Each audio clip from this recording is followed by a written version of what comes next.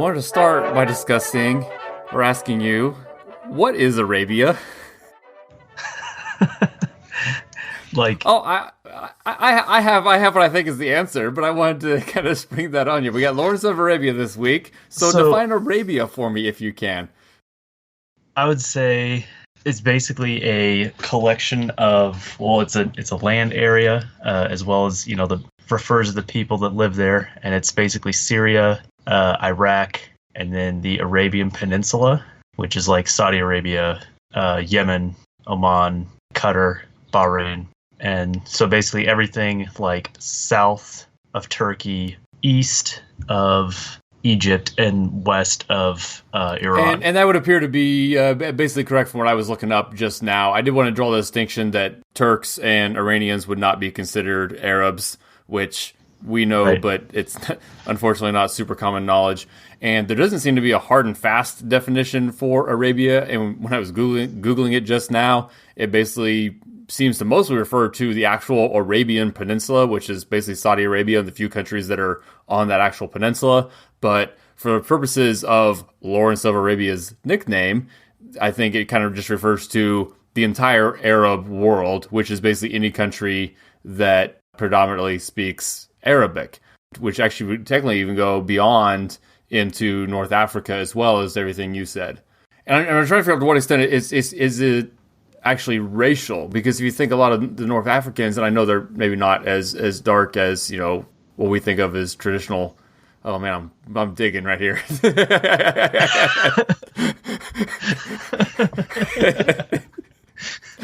How do I say North Africans aren't as black? I don't know. No, I know what you mean though, because you think of like someone who's Libyan or like Algerian or Egyptian.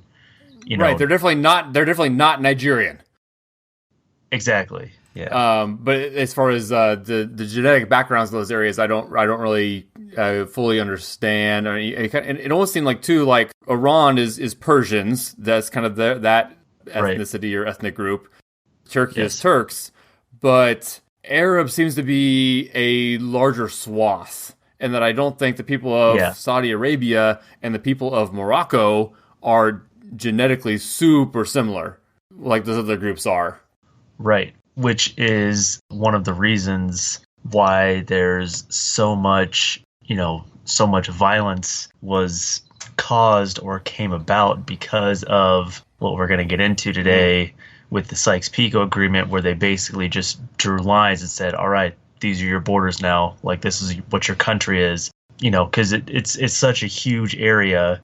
And, there's so many different religious differences, cultural differences, even like linguistic differences. So in the language of Arabic, there's what they call MSA, which is Modern Standard Arabic. That's like if you're watching the news, it'd be an MSA. But like someone from Iraq essentially speaks an entirely different language than someone from, like, say, Egypt. Yeah, it's all considered Arab or Arabic, but it's, there's a lot of differences between the people in that region of the world, which I think they did a good job of showing in the movie. And actually, then real quick too, then since you're sitting in Afghanistan right now, so are the Afghani people part of another kind of ethnic subgroup, or are they just Afghan?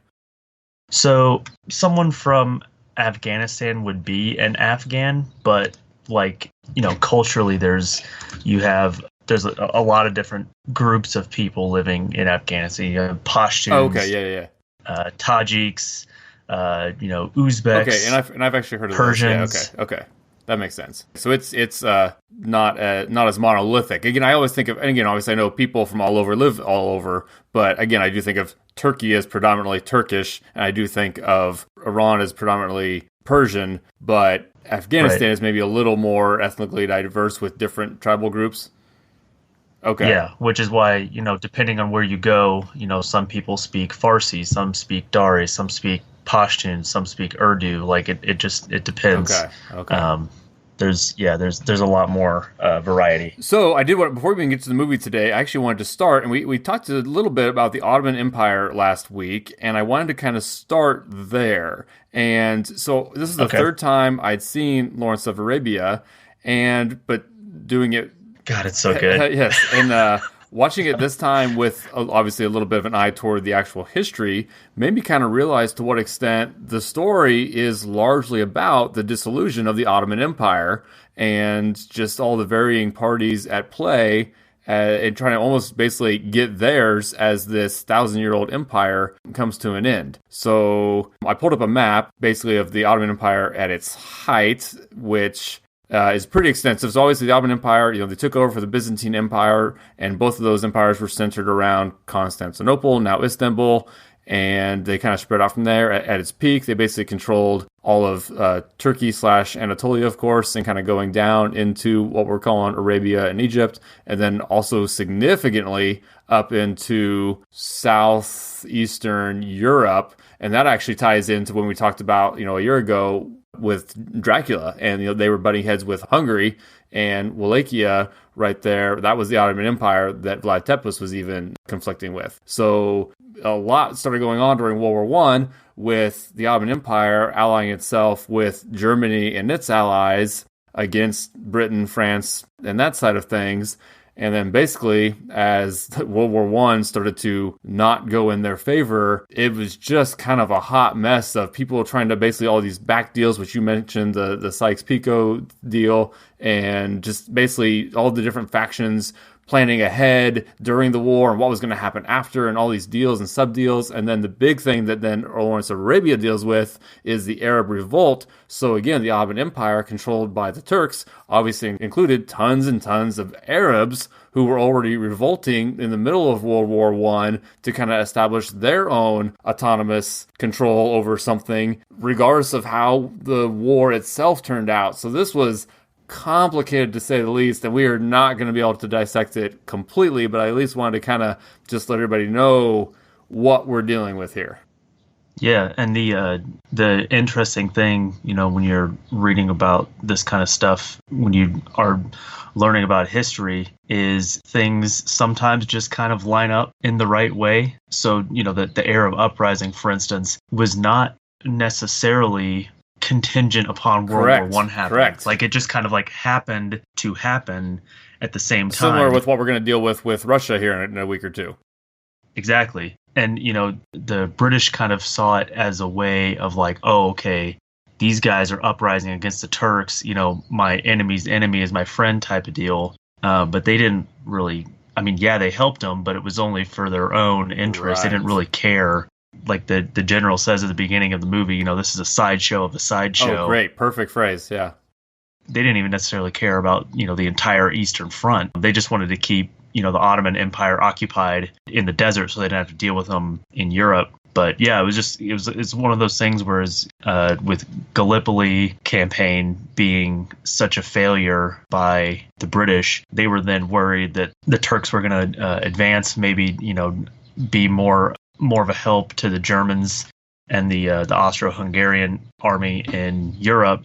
So they wanted to keep them kind of bogged down in the Middle East, which is why they supported Faisal and the Arab uprising, so that they could basically wage a guerrilla war in the desert against the Turks and keep them occupied.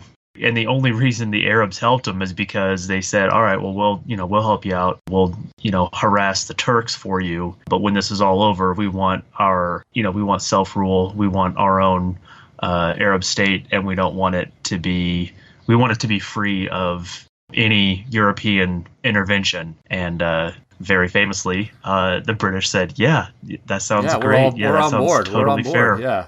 We'll do it for sure. Yep. And then they did. Right. And much to Lawrence's consternation, because both in the movie and then in real life, and obviously we'll get to all this, he seemed to earnestly support their desire to be autonomous, and he actually was foolish enough to believe that the British were actually acting in good faith, and he himself felt betrayed when that was revealed to not be the case. So that is some. Well, some is of that more in the movie than in real life. Some of that is made up for the movie. Right, some of that is true. Sure. So he definitely did support an Arab state. Like, he wanted them to have independence. He wanted them to be free from any rule, British, French, Ottoman, or otherwise. But he totally knew about it, and he definitely knew about the Sykes-Picot Agreement beforehand, and did not he didn't pass that information on to Faisal or any of the Arabs, which and you can't necessarily fault him for that. I mean, he was a British officer, but that is one thing that that is fictionalized in the movie that is not accurate to real life. So, getting to the movie, and let's go ahead and talk about the movie itself first, even as far as even accolades here, too. So, obviously, even if you've never seen it, almost everybody's heard of the film Lawrence of Arabia and just kind of knows desert epic if you don't know anything else.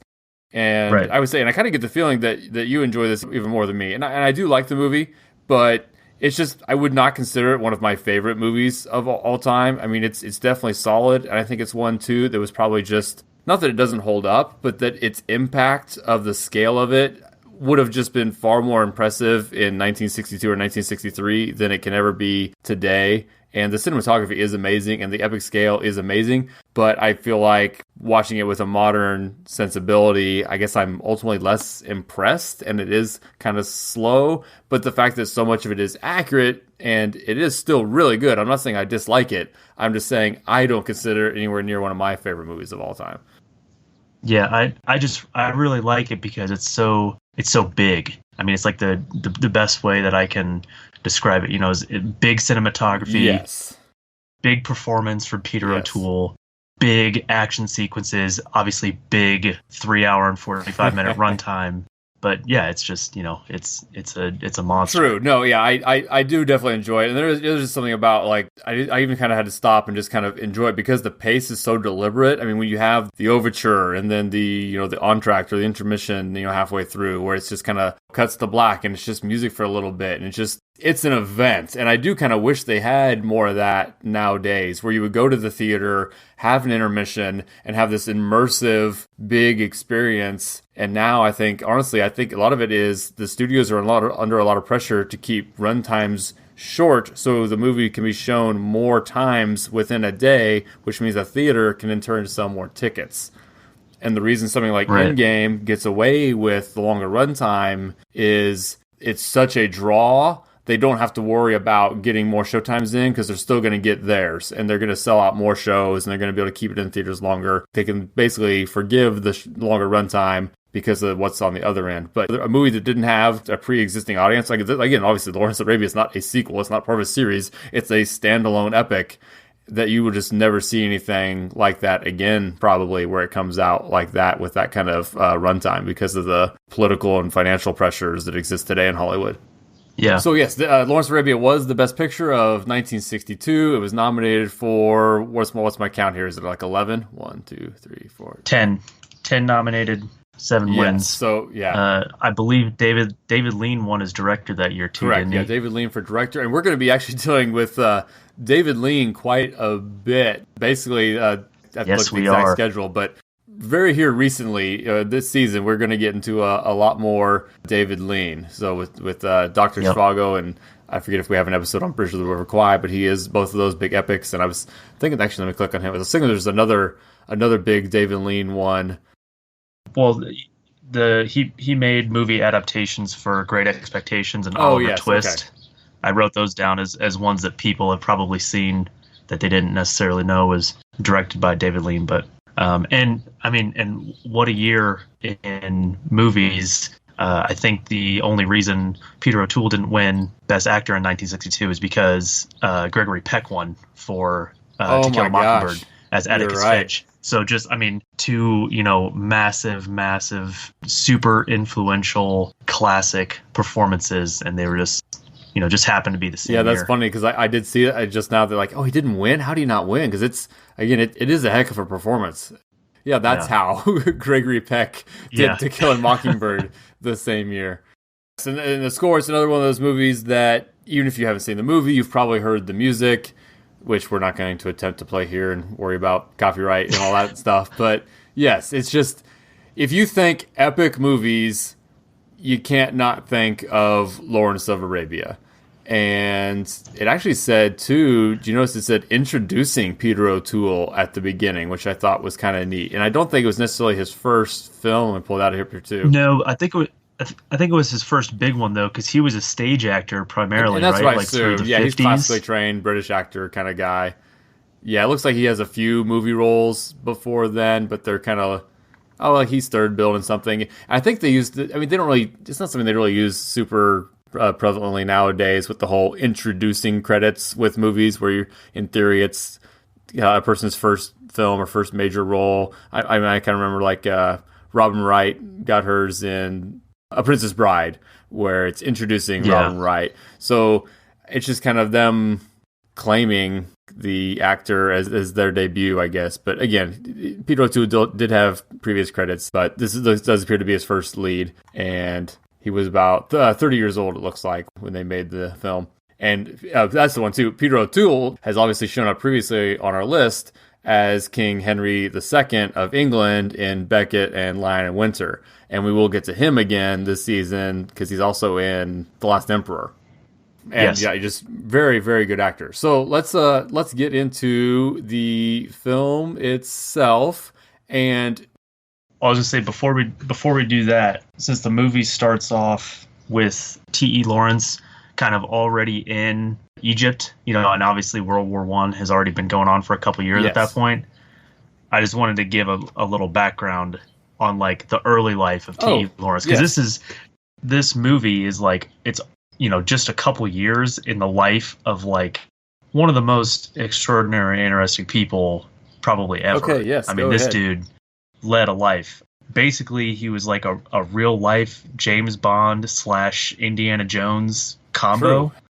True. Super smart guy. When he was going to Oxford in 1909, at the age of 19, he walked 1,000 miles across Syria by himself to study Crusader castles and their construction, and wrote a dissertation about it. And that's where he kind of fell in love with Arab culture. Then he ended up getting a job offer at an archaeologist dig in Syria at a place called Carchemish.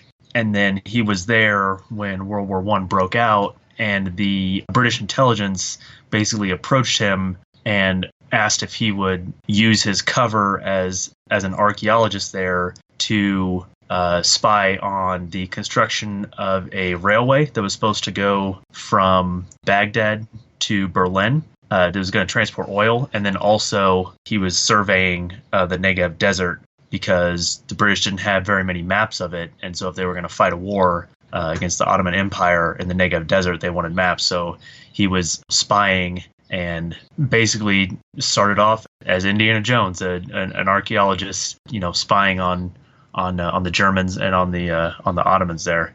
And then it wasn't until later on in the war that he actually got an official military position in Cairo working for the Arab Bureau. Which the movie actually didn't do a good enough job illustrating, because they basically just kind of see him as this smart, cocky layabout who doesn't get well along with authority, and they don't actually really mention much of his kind of badass past heading into this whole story. Right. He had already had, 5 or 6 years. Well, I think he's 27. I think that's right. Yeah, I think that's right. At the time of the movie. So eight years. So basically he'd had 8 years of experience in Syria, in the Arabian Peninsula, by the time the movie started. But they don't really, they don't really hash it out in the movie, like how he, came to understand all this stuff about, Arab culture. Right. We just knew he was a good student, that he was very well learned, almost to the point where even higher ranking officers almost kind of like thought he was a bit of a snob or something, that he was just too smart for his own good kind of guy. And so, I was just saying, despite this long runtime, the story is pretty straightforward, despite everything we just kind of said, just because there's not a lot of events, because every scene takes so much time. Honestly, very similar to what we talked about with Battleship Potemkin, basically having 3 scenes. So Lawrence of Arabia also fairly similarly just kind of has a few main sections that can kind of be concisely mentioned, and they just kind of just take their time with everything. So yes, after he kind of gets this assignment, and actually I'm not sure where he first ends up in the desert, but basically he is seeking out Prince Faisal and has a guide helping him do that. And I don't know exactly where they are here. I'm guessing they're in roughly Syria somewhere, or what will become Syria.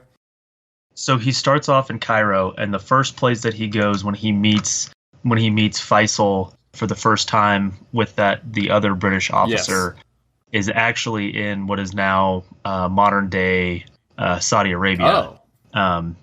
So they talk about Yanbu, which is a coast city on the eastern part of the Red Sea, so the west coast of Saudi Arabia. So basically, you go from Medina, which is in Saudi Arabia, you go basically straight west from there to the coast, and you end up at Yanbu.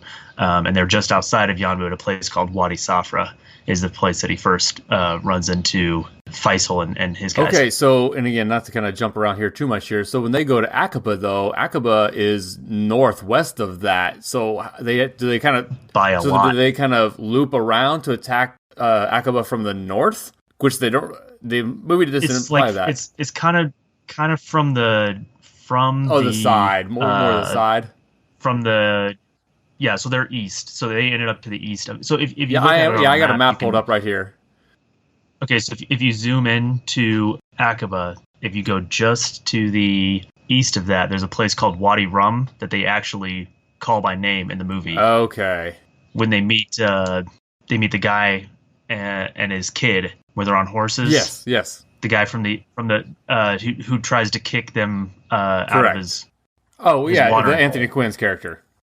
Yes. So he says, welcome to Wadi Rum, and you can see that on the map if you're looking at a map, which it's just to the east of Acaba, which if you're also looking at the same map, you'll notice is like 200 miles away from Yanbu. Let's come back to that because we're skipping ahead a little bit, but because I do want to kind of lay out the geography there a little bit because I do think it's interesting as much as it's interesting to talk about geography on a podcast.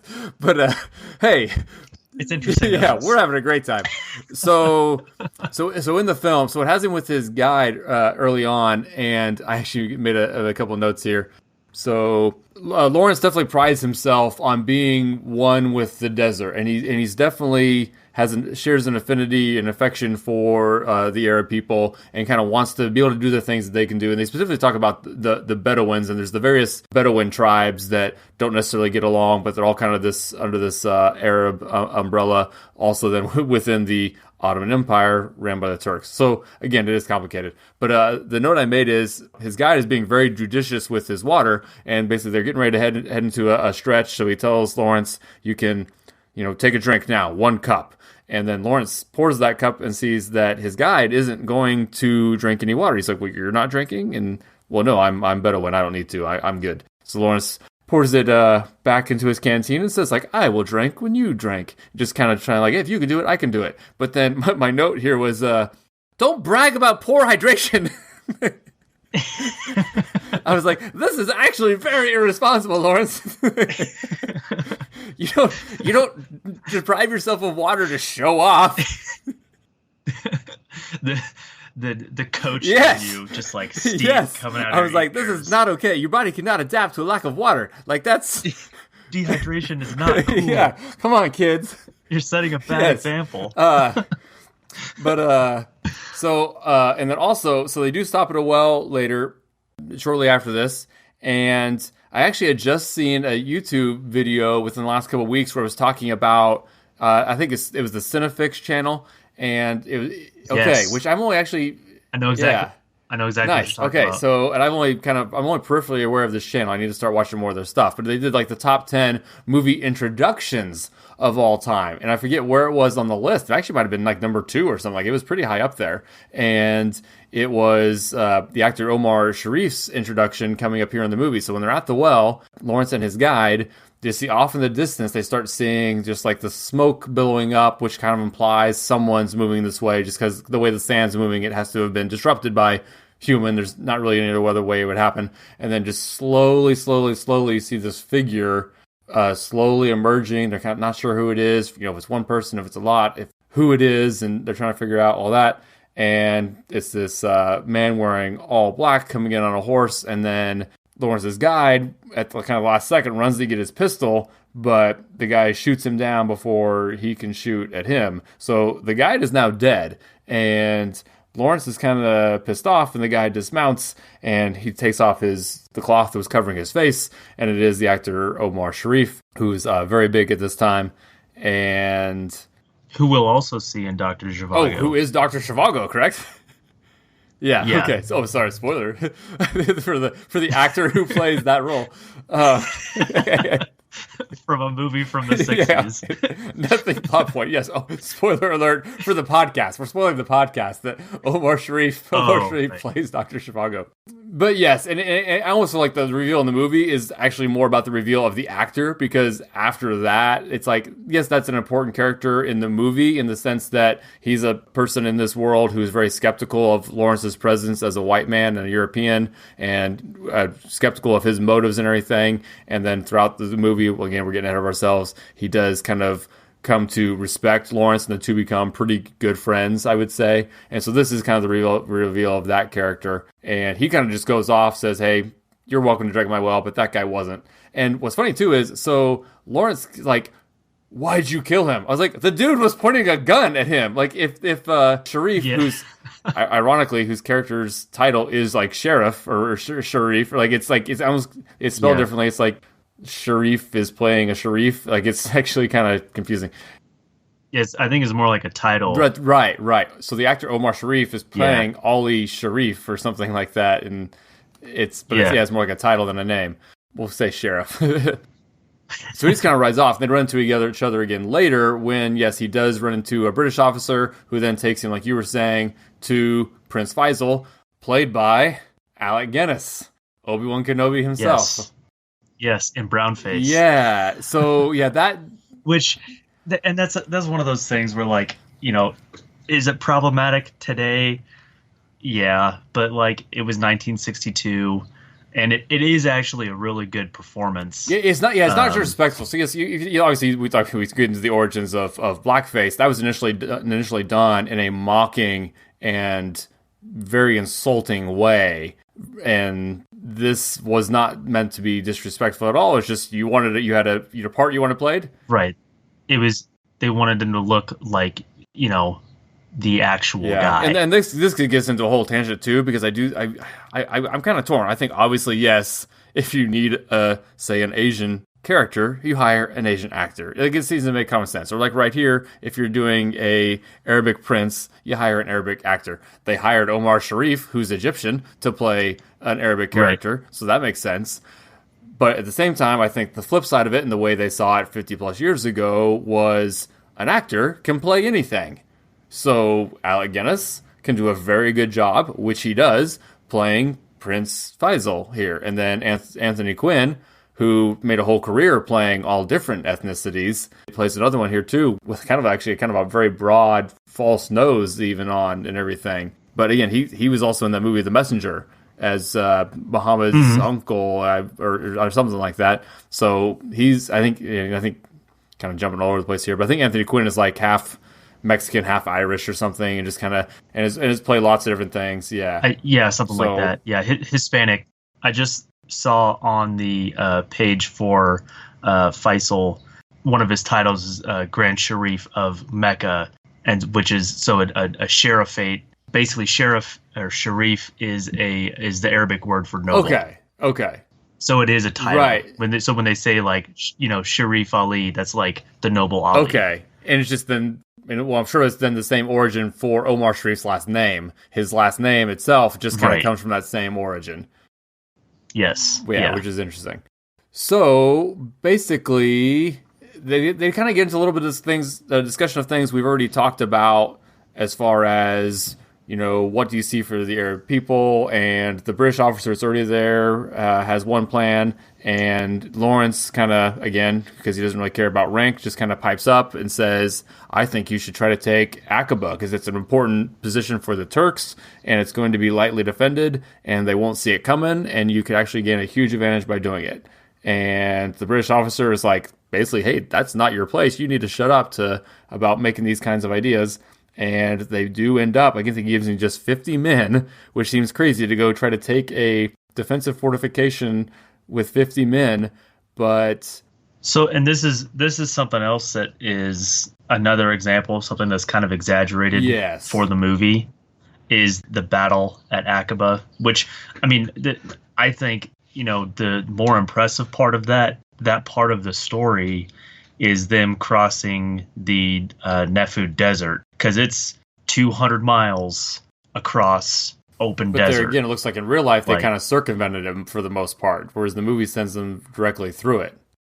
No, they had to go directly through it because they just basically are walking up. So if we're looking at the map again, if you start at Yanbu or just outside of Yanbu, where Wadi Safra is, where he's first talking to Prince Faisal and convinces Sheriff Ali to go with them, it's basically, draw a straight line from there 200 miles to Wadi Rum, which is just east of Acaba, and that's the route that they went. As far as the worst part of the desert, though, I guess what I read, it said that the dangerous, impossible conditions that the movie lays out for us were not necessarily what they actually had to go through. Like, they did go through the desert, but not like the life-threatening, it's impossible to do kind of version, is what I understood. Yeah. It's still impressive. Oh, no. It's like a 200-mile camel ride. That's true. And which is why they didn't see it coming. Yeah, but the actual battle itself is heavily dramatized in the movie. The actual battle itself took place outside of the city, and a funny kind of thing that they changed for the movie, like in the tent, the other British officer is, specifically mentions the Navy and says, "Oh yeah, the Navy's not coming to Acaba, bro. Like, they got other stuff to do. Don't even think that you're going to get any naval support." And in real life, the Navy was at Acaba doing a coastal bombardment, basically, of the city while Lawrence and the Arabs attacked from the land. Like, and the other scene, later where the general's like, "Who told you to take Acaba? Like, nobody told you to do that. Why didn't you tell us you were going to do that?" Like, that was all completely made up for the movie. Like, that they knew, they signed off on the plan, and they even helped them by providing them that naval support. And then also too, when the movie actually has a really cool thing, because then after they take Acaba, he basically says, "I have to go to Cairo to tell them what happened, because they won't actually believe me otherwise." And so he gets all the way to Cairo with a servant. He's in the bar, and that's when he tells everybody.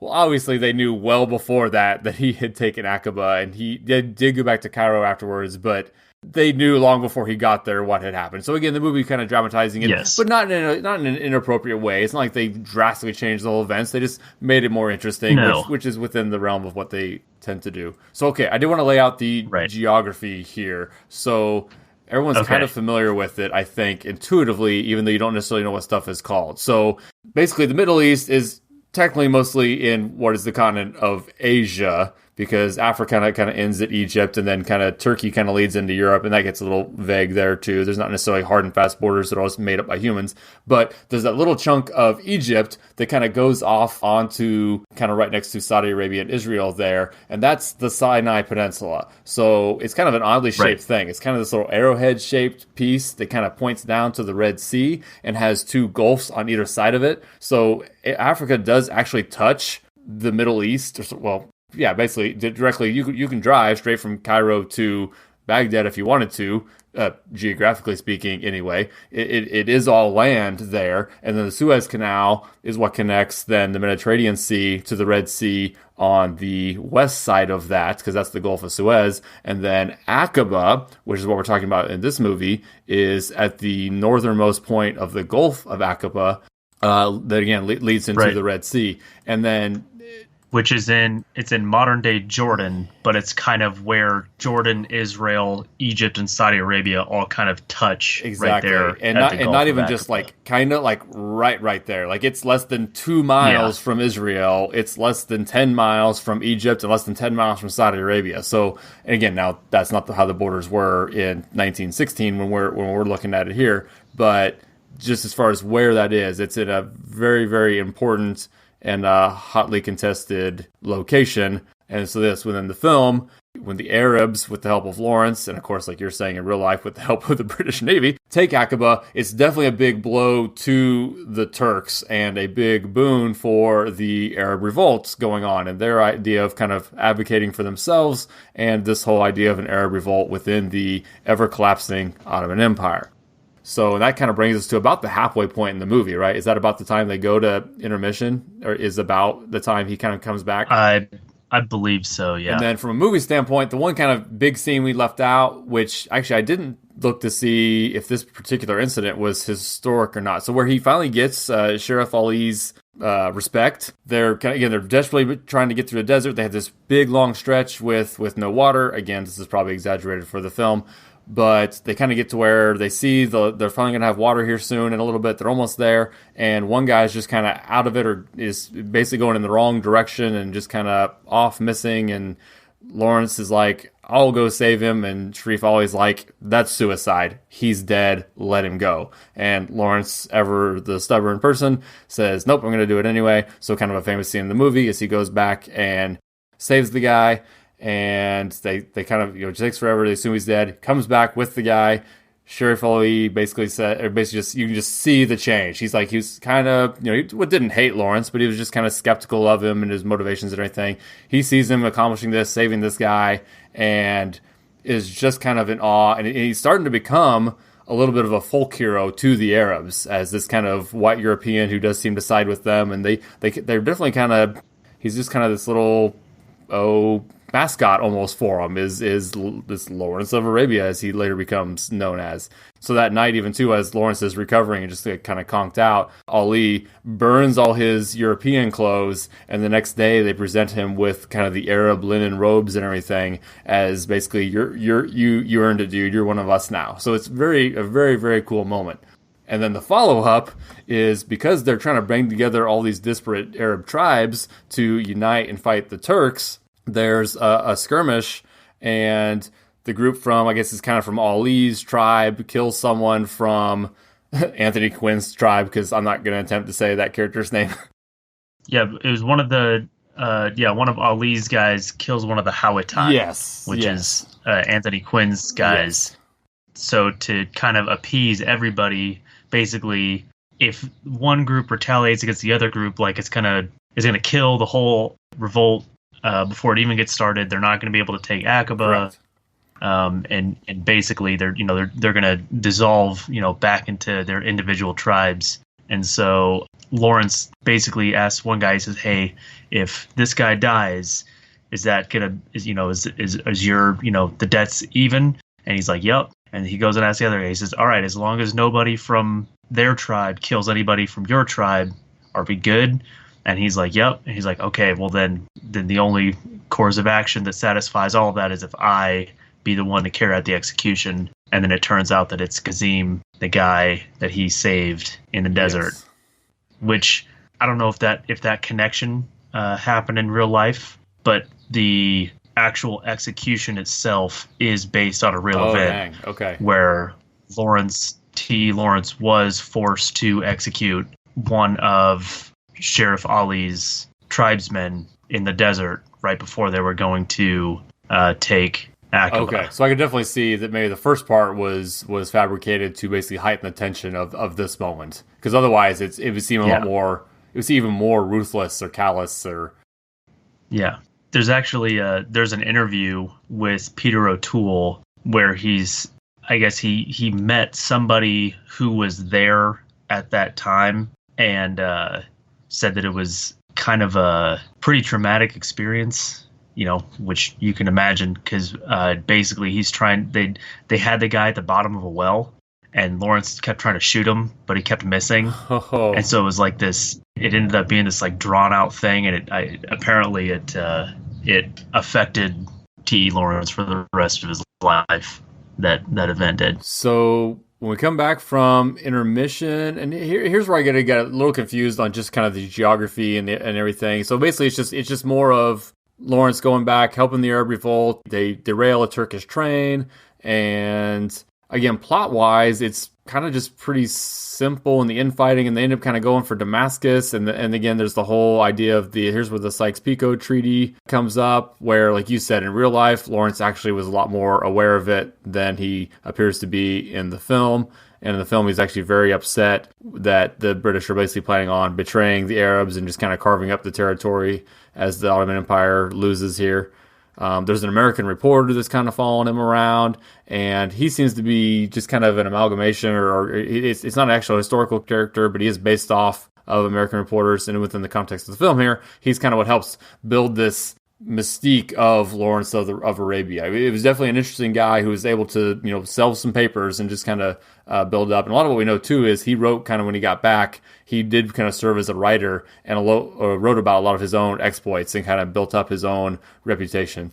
And his personality is kind of even debated then too, because at the beginning of the film, they, some people kind of knocking him as a self-promoter and stuff, and even in real life, there's some debate because he seems to be an introvert, but also kind of a arrogant introvert who liked being famous, which is kind of he's like an introvert, but one that wanted to immortalize himself, and he is accused, and in some places has been proven to exaggerate a lot of his exploits. But I don't want that to sound like I'm saying that he didn't do the things he said he did, because he definitely did a lot. He was, definitely was a super interesting, super influential, had just one of the most insane lives that I think anyone will ever have, just because of, where he was and the time that he was living in. But there are some things that people who study him say, oh, he exaggerated this, or this didn't happen the way he said it did, or stuff like that. But one of the notes that I have here, when they attack the train, after they basically kill all the Turks on the train, and the Arabs are looting the stuff from the passengers, and Lawrence is standing on top of the train car, and there's one of the Turkish soldiers sits up and shoots at him a couple times. And he ends up getting killed by Anthony Quinn's character. But the gun that he's using, the pistol, is a Mauser C96, which a lot of people will probably look at that and say, man, that is a really weird looking gun. Where have I seen that before? It's the inspiration and the base for Han Solo's DL-44 blaster pistol. So if you pull up a picture of a Mauser C96 and a picture of the DL-44 from Star Wars, you can see that it's Han Solo's gun is basically a C96 with a different, like a little muzzle device and a little scope on it. Oh, interesting. I guess I thought you were going to go a different direction with that. I thought you were going to say it was like an anachronistic use of a gun that didn't exist in the 19-teens. But no, it's actually the Star Wars reference. That's funny. So the other big battle that they're relating to here is when they take Damascus. And so it actually ends up being within the movie, and I'd be curious to see what you had found in real life wise here. So basically in the movie, they're trying to race the British there. So the idea is that they feel like if the Brits get to Damascus and take it first, the Arabs are going to lose any leg up they could potentially have for establishing their own autonomy and their own nation. So, yeah. So that part is real. So even though Lawrence knew about the Sykes-Picot agreement beforehand, he thought that if he got the Arabs to Damascus before the British, and they took Damascus, that they could use it as a kind of a bargaining chip to force a renegotiation and get their own state, because he knew that the Brits didn't want to give the Arabs their own state. However, just another example of something that's changed for the movie, but also something that apparently T.E. Lawrence himself kind of pushed, is the fact that the notion that the Arabs were the first ones to Damascus. Like in the movie, right, the Arabs get to Damascus and take it before the Brits do. In reality, the first unit to basically drive the Turks out of Damascus was the Australian 10th Light Horse. Oh, what? From Gallipoli. Yeah. Now the same exact from the movie Gallipoli, but was it the same unit that was actually over in Gallipoli earlier? Yeah. Yes, the 10th. Yeah. Oh, 10th dang. Light Horse Regiment from Western Australia. So they weren't all wiped out at the end of the. Okay. Right. Yeah. Yeah, because they went on to be the first unit into Damascus. So Mel Gibson's character from Gallipoli could, in theory, have been a part of the taking of Damascus? Yes. Nice. But another thing that they show in the movie is the kind of the tribal bickering that happens. That they're like, it's kind of the movie's way of saying, oh, these Arabs, they were just kind of doomed from the start. Even though they ended up taking Damascus, they weren't able to set up their government because they just couldn't put their tribal ways behind them, which is completely not true. Faisal actually ruled Damascus until 1920. I think he ended up being forced out by the French. But I mean, for like 3 years, they had a hold on Damascus and had an Arab government there. And he ended up being like the first ruler of Iraq as well, right? Yeah, so Faisal's full title is Faisal al-Awwal ibn al-Hussein ibn al-Hashimi, which is Faisal I bin Hussein bin Ali al-Hashimi. So he's the first, basically, like, modern king of Iraq, which, interesting Wikipedia side note, 7 clicks to get from Faisal I of Iraq to Saddam Hussein. So, like, are they related? Or you mean just... No. They're not related, but like okay. king of Iraq to down to prime minister, and then a couple clicks later. As far as how many rulers of Iraq, yeah, okay. Oh, yes. Interesting. Which it's always fun to kind of do that. So the clicks there. So again, this is Alec Guinness's character. He interesting guy, and how he basically, obviously, he was an Arab nationalist, but at the same time, they talked about, and this was not in the movie at all. You talked about on the Wikipedia page here, where he almost defected to the Turks at one point before kind of realizing, okay, that's probably not the best idea, and staying with the Arabs, and just a very complicated life that this guy lived, kind of going from obviously under Turkish rule as just part of the Ottoman Empire to then becoming a king, literally, and ruling in the early days of, I guess, the post-Ottoman Middle East, which is like you said, the British just kind of carved it up, and with the French, and everybody was trying to get theirs, and they basically the justification it looks like they use, and I guess this is probably part of that Sykes-Picot agreement, is they feel like these countries, having lost their autocratic rulers, needed a buddy. And so that's how they were trying to spin it. Okay, the British will be the buddy of these areas, the French can be the buddies of these areas, and we'll kind of help you through this transition. But obviously in reality, it was all kind of just about raping the resources, right? Yeah, well, obviously it didn't hurt that their buddies had a bunch of oil that they wanted to have, but we can just talk about this now, I guess. So the Sykes-Picot agreement, I have like a whole page of notes on it. It's named for Sir Mark Sykes and Francois Georges Picot, which is a British guy and a French guy, and it's a 1916 agreement between France and England with Russian approval. So basically, it was their agreement on how they were going to carve up the Ottoman Empire after World War I was over.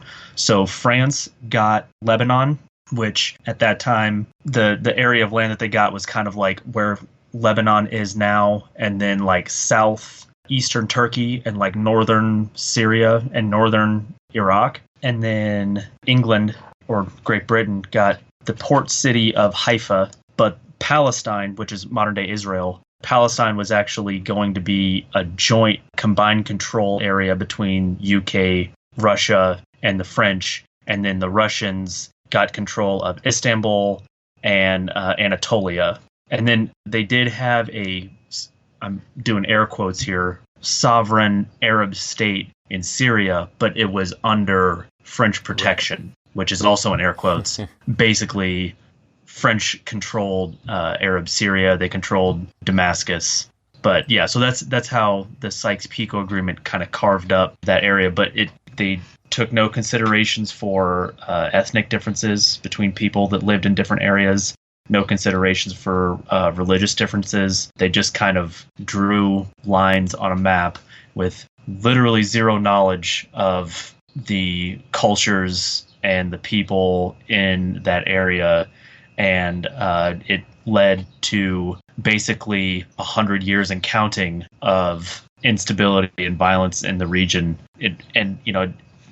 The agreement went against every promise that the Brits made to the people of the Arab Revolt to get them to fight and die for them, basically. And, it has huge geopolitical implications even to this day. For instance, ISIS cites the Sykes-Picot agreement as one of the motivations for their movement. So, yeah, and, over 100 years ago, a few guys from the UK and France drew some lines on a map, and now the Middle East is what it is today. Yeah, it's easy to forget. Again, we talk about the history always being connected to today, but it's also, and again, not to ever justify anything that, terrorists tried to do. But as far as generally speaking, animosity that the Middle East might hold towards the West, it's hard not to see where it comes from, where they were just kind of mistreated, first here by the British and the French, and then,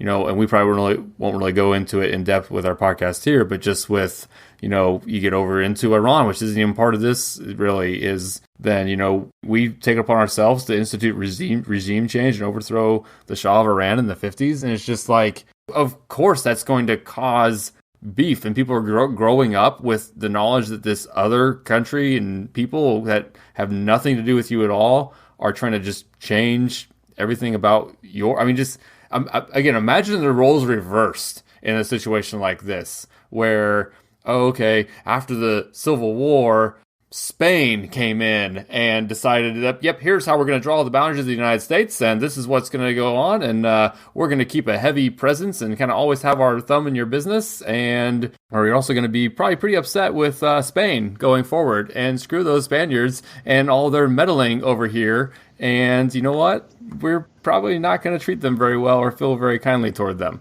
And that's basically what's happened with the Middle East. And again, not to justify any acts of violence, but as far as where the animosity comes from, that's where it comes from. Right. It's not for no reason. Right. It's not because they're just bad. Right. Or the people say like, oh, they hate us for our freedom. It's like, well, that and the kind of just, ruining their lives thing. Yeah. Yeah. For the last 100 years, they've had to deal with the violence and instability in their part of the world, and it's, very arguably and pretty provably our fault. I mean, for crying out loud, you're in Afghanistan right now. Oops. No comment. Okay. So the one little thing I wanted to kind of touch on here, because I do think if they made Lawrence of Arabia today, would it be 57 years later, I think they would go way more into Lawrence's sexuality, because it does appear to me to be probable that he was homosexual. And there are a lot of historians and T.E. Lawrence experts that would agree with you. Yes, it seems, but obviously at the time, it would never be open at all. But what I thought was interesting, even the movie in 1962, I think, makes a couple of hints. And not overtly, but at least opens up the idea. So the first is when he kind of just talks about how he's insubordinate sometimes, and he just kind of says, well, sir, it's just my manner. And just, again, that has nothing to do with sexuality, but just the idea that he acts a little different. And again, just maybe 1962 with him. But the other one is when he's captured by the Turks, and they kind of strip him down, and the Turk, again, it's not necessarily how Lawrence reacts, but just the idea of sexuality in general, when the kind of Turkish commander there seems to be eyeing him and kind of even just like, not feels him up exactly, but it was a little too intimate to be this kind of interrogation / torture session. It seemed to be sensual in a way that I just found interesting, even before I kind of then saw afterward that there was questions about Lawrence's sexuality. So I don't know, what's your take on that? Yes. So that town called Dira, and basically the true story is kind of not contested, but basically Lawrence's account is that he snuck into Dira, just like he does in the movie, in disguise, trying to spy on the Turks there, and ends up getting found out and captured. And I don't think he states explicitly, like even in his book, 7 Pillars of Wisdom, I don't think he explicitly states what exactly happened, just that he was sexually abused. But even that, I mean, there's no like witnesses, right? There's no one to corroborate his account of the events. And there are a lot of biographers and historians and, T.E. Lawrence experts that they don't think that it happened, or they think that maybe something like it happened, but not the way that he says, or that, maybe he did have some sort of, homosexual encounter while he was there in Arabia in 1916, 1917. but maybe just not the way that he said it happened. But no one will ever Correct. know, because the only account that we have of that event is from Lawrence. So. And the movie obviously didn't want to go either direction with that, but I guess you would say, though I was right, though, this was still a nod to that, with how that guy was kind of leering at him suggestively, I guess you would say. And they weren't going to go any farther than that in a movie from 1962, because we're still very much in the production code era of Hollywood here. And it just didn't really fit with the overall story they were telling. I mean, just because you have a story about a character doesn't mean you need to deal with his sexuality. But just given the time period and how those kinds of things were dealt with, not just in 1916 when Lawrence was in Arabia, but then also in 1962 when the move is made. And you're kind of getting different layers of that's been dealt with in society. And so I thought it was worth mentioning. Yeah, and there's other people who think that, because Lawrence seemed to have a kind of an open mind towards homosexuality and didn't necessarily think it was disgusting, that maybe he himself was gay. Which... Oh, right. And I didn't even look. Was he married or anything? I don't know that either. He died relatively young, though, of course. It doesn't look like it. Because he died not very long after this. 1935. Right. But I mean, he was only in his 40s, 46. So let's give me a rundown of his life after the war, if you have that handy. If not, I can look it up. So it looks like he went back to the UK. I don't think he ever returned to Arabia, at least not in any official capacity. He joined the RAF under a fake name, under the name John Hume Ross, to try and be a pilot. But once they found out who he wasn't allowed in. And then he tried to join the Royal Tank Corps under the name T.E. Shaw, and was unhappy, kept trying to get back into the Air Force, and he was eventually let in. And then he got stationed in Karachi and Miram Shah, which are both in Pakistan, but at the time that was India. Oh, so it says here, he was there until 1928, and he was forced to return to Britain after rumors began to circulate he was involved in espionage activities. Probably because he was involved in espionage activities. Yeah, could be. The one thing we haven't mentioned here yet, so even the name Ross, it actually ties into, so they mention it in the movie that he was born out of wedlock. Sharif Ali or whatever is confused that he had a different name from his father or whatever. But no, in real life, his parents weren't married. It's interesting too. I thought so. The name Lawrence. So I just kind of assumed that his parents weren't married, and so if it doesn't have his father's last name, that his mother's last name was Lawrence. But no, it sounds like that she herself had questionable parentage, and it's the Lawrence family who may have been his mother's father. But even that was uncorroborated. But it's at least where his parents got the name to give him. So I thought it was interesting when you had the bastard child to give him a surname that's neither parent's name. And it's just something we wouldn't do today. But again, naming conventions and stuff definitely changed over the decades. And I just thought it was interesting that the name Lawrence was not his mother's name or his father's name. Another event from his post-war years, honestly, he at the time might have been more famous for this than anything he did in the war. When he got back, King George V wanted to give him a knighthood, and he turned it down. Oh, right, I saw that. Because of the way that the Brits basically reneged on their deal to let the Arabs self-govern and give them independence. And so he just said no. He said, I don't want to be a knight. You guys screwed over the Arabs. I'm just going to leave. Right, yeah, that's interesting. Yeah, you think the greatest honor that they give, yeah.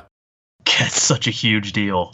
And I don't think, I know that that's a huge deal, but not being British, right. I'm not British. And for a British person to do that is just, I don't even know if we have something that would be, equivalent. Okay, final thoughts, because I do need to move us to the end of the episode here. So I think Lawrence of Arabia is such a good movie. It's endlessly rewatchable. Some people might think it's a little slow, but you just have to appreciate the shots, the huge landscapes. They're not doing any of that in front of a green screen. True. It's all, when they're standing, they have a shot and it looks like there's hundreds of miles of desert around them. It's because there's hundreds of miles of desert around them. Yeah, True. the performance by Peter O'Toole is basically unparalleled. I can't say enough good things about this movie. It's so good. I can't recommend it enough. I think it's super important, and it's just a good movie, even if it was fiction. And Peter O'Toole, man, I almost even forgot, because I love him in Beckett, especially in Lion and Winter 2, but especially in Beckett. And you almost forget that it's the same actor. It's such a different performance. And I literally forgot it was the same person. If you asked me who was the star of both, Peter O'Toole. But when you're watching the movies, you completely forget it's the same guy. And again, just kind of another props to Peter O'Toole there. And again, especially as I said, it's not one of my favorite movies. This is definitely a movie you could just have on indefinitely in the background and it would never bother me. I could just always have that music playing, like you said, the beautiful scenery. I'd probably stop and watch some scenes. But if Lawrence Arabia just kind of played on a loop, of course, you'd only get through it a few times a day. And, like twice. But I would say it's endlessly rewatchable, and you should definitely check it out. And we are going to stick with World War I for the next week or so here. And we're going to get more into what people traditionally think of when they think of World War I is the trench warfare. So next week, we will be right on the Western Front with the 1930 Oscar winner for Best Picture, All Quiet on the Western Front.